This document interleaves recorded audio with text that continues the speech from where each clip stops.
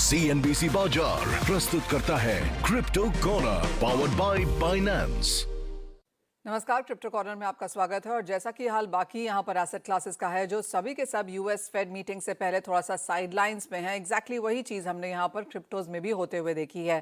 पिछले कुछ दिनों में जिस तरह से डॉलर इंडेक्स में तेजी रही है, ज़्यादातर क्रिप्टो कॉइन्स अपने अहम सपोर्ट लेवल के आसपास कारोबार कर रहे हैं। बिटकॉइन की अगर बात की जाए तो 62-63,000 के ऊपर टिके रहने में ये सफल है। एक बुलिश ब्रेकआउट का इंतजार यहाँ पर बाजारों को है। लेकिन जहाँ तक इथीरियम ETF की बात है, यहाँ पर निवेशकों का रुझान हमने बढ़ता हुआ देखा है। डिसेंट्रलाइज नेटवर्क का इस्तेमाल बढ़ने से यहाँ पर इथीरियम में अट्रैक्शन ज़्यादा देखने को मिली है। साथ ही साथ एक और पॉजिटिव इस तरह से भी है कि मॉर्गन स्टैनले, जो कि वॉल स्ट्रीट का बहुत बड़ा बैंक है, इन्होंने इथीरियम और सोलाना फंड्स लॉन्च किए हैं और एक मात्र 0.14% की कम फीस के साथ इंस्टीट्यूशनल भागीदारी यहां पर बढ़ाने की कोशिश है। लेकिन डिसेंट्रलाइज फाइनेंस या DeFi सिस्टम में हमने काफ़ी सारे नेगेटिव्स भी पिछले एक हफ्ते में आते हुए देखे हैं। यूएस सेनेट ने क्लैरिटी एक्ट को फिलहाल यहां पर टाल दिया है।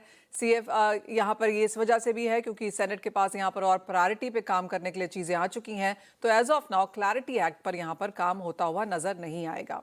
दूसरा पॉइंट यहाँ पर CME ग्रुप की तरफ से है, जहाँ पर उनकी और CFTC के बीच यहाँ पर लगातार कानूनी लड़ाई जारी है। CME ग्रुप चाहता है कि वो परपेचुअल फ्यूचर्स यहाँ पर लॉन्च कर सके, लेकिन CFTC ने एज ऑफ नाउ इसको अलाउ नहीं किया है। ऑन चेन परपेचुअल फ्यूचर्स की अगर बात की जाए तो मार्केट प्लेस की मंजूरी पर यहाँ पर विवाद बनता हुआ नजर आया है। टियर 2 क्रिप्टो जो नेटिव्स हैं प्लेटफॉर्म से निकल रहे हैं और निवेश रेगुलेटेड यहाँ पर इंस्टीट्यूशनल ट्रेडिशनल फाइनेंस प्लेटफॉर्म पर भी हमने यहाँ पर निवेश बढ़ता हुआ देखा है। इंटरेस्टिंगली बिटमार्ट और बिटमेक्स ने बाजार से निकलने का ऐलान यहाँ पर कर दिया है। साथ ही साथ जो स्टोरेज लैब है, इन्होंने भी चैप्टर 11 बैंक्रप्सी प्रोटेक्शन का आवेदन कर दिया है। तो ये दो चीज़ें यहाँ पर इन द नेगेटिव यहाँ पर मार्केट्स के लिए बनती हुई नजर आ रही हैं।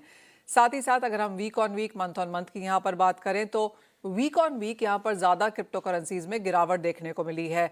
बिटकॉइन 3.5% गिरा है, तो इथीरियम में कम गिरावट वीक ऑन वीक बनते हुए नजर आई है। लेकिन अगर हम मंथ ऑन मंथ की यहाँ पर बात करें तो इथीरियम में तेज़ी भी यहाँ पर बिटकॉइन के मुकाबले ज़्यादा देखने को मिली है। तो क्लियरली इथीरियम की तरफ से यहाँ पर बेहतर प्रदर्शन आता हुआ।